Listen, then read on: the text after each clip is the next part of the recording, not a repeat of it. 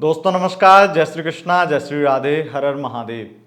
दोस्तों 4 जुलाई से सावन का महीना प्रारंभ हो रहा है और सावन के महीने में आपको बहुत खास खास उपाय हमने दिए हैं जो पूरे सावन में आपको करने हैं। लेकिन आज हम आपको बहुत ही खास उपाय देने वाले हैं, सावन के पहले सोमवार का उपाय। सावन के पहले सोमवार में अगर आपने उपाय कर लिया तो आप अपनी किसी भी मनोकामना को पूरा कर सकते हैं।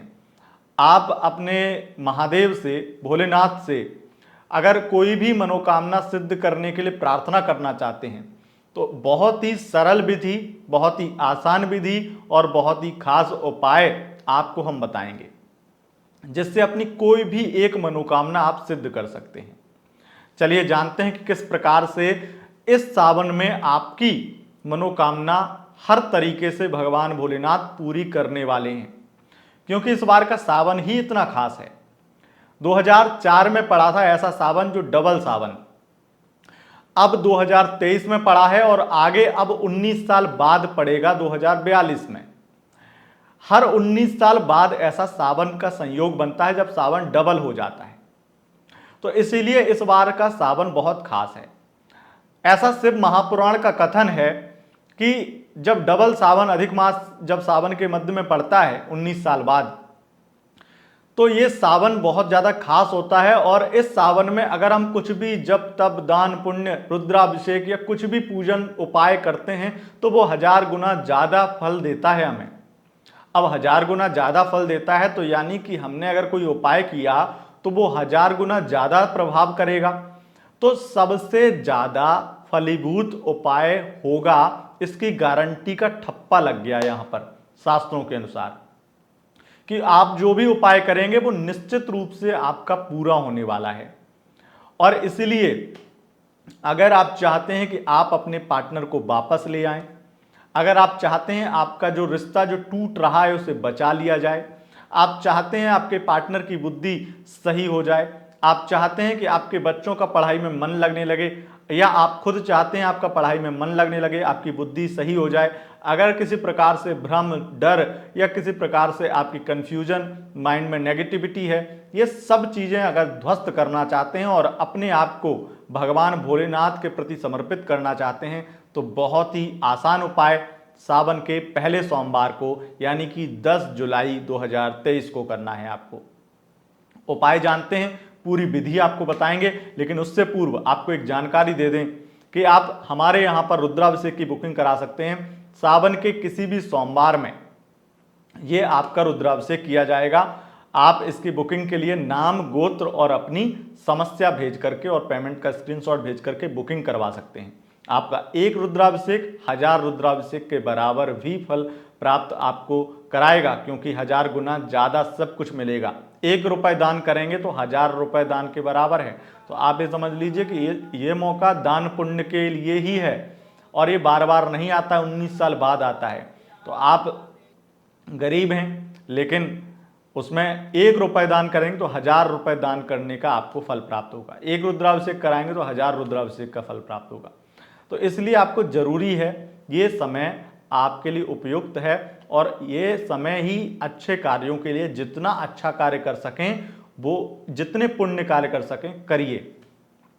अगर रुद्राभिषेक करवाना चाहते हैं तो बुकिंग करने के लिए आप हमें व्हाट्सएप पर संपर्क कर सकते हैं। व्हाट्सएप पर डिटेल्स आपको भेजनी है, नाम, गोत्र और अपनी समस्या और पेमेंट, और आपकी बुकिंग हो जाएगी। और जब भी आपका अभिषेक होगा, रुद्राभिषेक होगा, तो आपको फोटोज, वीडियोज आपके संकल्प की मिलेंगी। अब जानते हैं हम उपाय जो आप खुद कर सकते हैं। सरल उपाय सावन के पहले सोमवार में सुबह सुबह स्नान कर लेना है और स्नान करने के बाद में आपको एक पीतल का लोटा या चांदी का लोटा, जैसा आपके पास सामर्थ्य है तो उस प्रकार का, चांदी का सर्वोत्तम है, आप लीजिए, उसमें जल भरिए और जल भरने के बाद में सबसे पहले जाइए शिव मंदिर में। शिव मंदिर में जाकर के, बहुत सरल, कोई सामग्री नहीं, बहुत सरल उपाय, बहुत आसान विधि है, आप इसे अपनी कोई भी मनोकामना सिद्ध कर सकते हैं। जानेंगे कैसे। सबसे पहले आपको जाना है शिव मंदिर में। अब देखो बहुत भीड़ होगी, ये बात तो आप भी मानते हैं कि सावन के सोमवार में किसी भी मंदिर में, बस हमारे यहाँ पे जो रुद्राभिषेक होता है वो एक ऐसे मंदिर में होता है, बहुत ही प्राचीन मंदिर है, 5000 वर्ष से पुराना।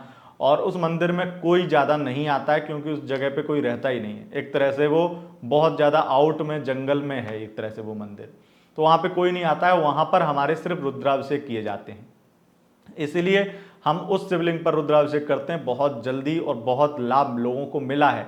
हम तो 5-6 साल से सावन के रुद्राभिषेक करते आए हैं।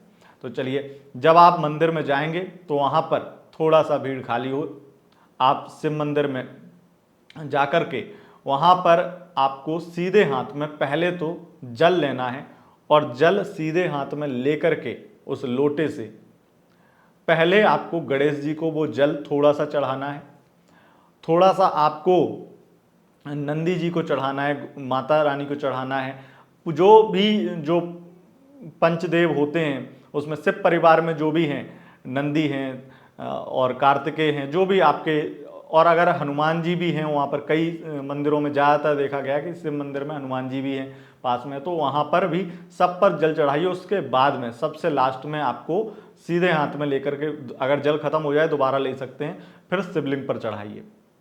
और आपके हाथ जो है पहले से ही स्वच्छ होने चाहिए, वो तो सबको पता है। उसके बाद में आप भगवान भोलेनाथ से मन में प्रार्थना कीजिए, पहले आपकी क्या समस्या है उसको लेकर के आप बहुत ज़्यादा मन में प्रार्थना कीजिए कि मुझे एक ये समस्या है, और ये समस्या अगर दूर हो गई तो मेरी लाइफ में सुकून मिल जाएगा मुझे। फिर उसके बाद में आपको सीधे हाथ में फिर से जल लेना है, और जल लेकर के आपको सीधे हाथ में जल लेकर के अपना नाम, और अगर आपको अपना गोत्र पता है तो अपना गोत्र, और अगर गोत्र नहीं पता है तो आप कश्यप गोत्र बोलेंगे, और भगवान भोलेनाथ को प्रार्थना करेंगे आपकी जो समस्या है उसे एक बार मन में, और उसके बाद में ये प्रार्थना करेंगे कि मेरी ये समस्या दूर हो जाए जल्द से जल्द। बस यही प्रार्थना है भोलेनाथ, मैं आपकी पूरे सावन भर सेवा करूंगी या करूंगा, मैं पूरे सावन भर आप पर रोजाना जल चढ़ाती रहूंगी या चढ़ाता रहूंगा, जल अभिषेक होता रहेगा आपका। ऐसे फिर आपको वो जल जो है वो शिवलिंग पर ही डाल देना है। और उसके बाद में आपको फिर ये नियम बना लेना है कि आप पूरा सावन 31 अगस्त तक आपको रोजाना चांदी के, पीतल के लोटे से या तांबे के लोटे से आपको जल चढ़ाना है रोजाना शिवलिंग पर। यह तो पहला नियम हुआ। दूसरा, आपको उस सोमवार के ही दिन करना है, घर आना है। मंदिर पे अगर जगह हो तो सबसे अच्छा है, अगर मंदिर पे ही जगह हो तो एक आसन लगाइए कपड़े का, या जो भी आपके पास कुछ का आसन हो तो सबसे अच्छा है। तो वहाँ पर आसन लगा करके बैठ करके गोमुखी, जो एक तरह से उसमें झोली बोलते हैं, ठीक है, गोमुखी में आप हाथ डाल करके माला, रुद्राक्ष की माला से आपको जप करना है। अगर आपको जप करना नहीं आता है तो जप करने की विधि का मैंने एक वीडियो बनाया, अगर आप सर्च करेंगे कि माला जप करने की विधि अतुल त्रिपाठी तो आपको वो वीडियो मिल जाएगा, उसे देख करके आप माला जप करना सीख लीजिए। उसके बाद में आपको ओम नीलकंठाय नमः इस मंत्र की आपको 11 माला करनी है बैठ करके। वहां पर शिव मंदिर में बैठ करके करें तो बहुत अच्छा है, नहीं तो फिर अपने घर के मंदिर में आकर के बैठ के करें। तुरंत ये काम करने के बाद में जल का जो काम है, जो क्रिया है, वो करने के बाद में तुरंत ये माला करें। और माला करने के बाद में फिर से आपको वो जल, आपको जो लेके गए थे आप शिव मंदिर में, वो जल वहीं वो बचा के रखिएगा अपने पात्र में, उसे फेंकिएगा मत, जितना बच जाए, चाहे थोड़ा सा थोड़ा बचे। और फिर वो जल आपको अपने सीधे हाथ में लेना है। सीधे हाथ में लेकर के फिर से जब माला कर लें उसके बाद में, माला करने के बाद वहीं बैठे रहें, उठे ना, और सीधा आपको जल लेना है सीधे हाथ में। उसके बाद में आपको अपने नेत्रों पे लगाना है ऐसे करके, और उसके बाद में आपको आसन पर, मतलब जहां आप बैठे थे अपने पैरों के नीचे उधर ही आपको वो डाल लेना है, ओम शक्राय नमः बोल करके। और उसे आपको अपनी अनामिका उंगली से, आपकी रिंग फिंगर से अनामिका उंगली से उठा करके थोड़ा सा उसी में उंगली लगाइए जब नीचे डालने के बाद में, और उसके बाद में फिर नेत्रों से आप लगा लीजिए, कंठ पे लगा लीजिए। और उसके बाद में मन में प्रार्थना कीजिए कि मेरा काम तो बस हो जाए, हो गया। समझ लीजिए आपकी मनोकामना सिद्ध हो गई, आपकी जो भी मनोकामना है।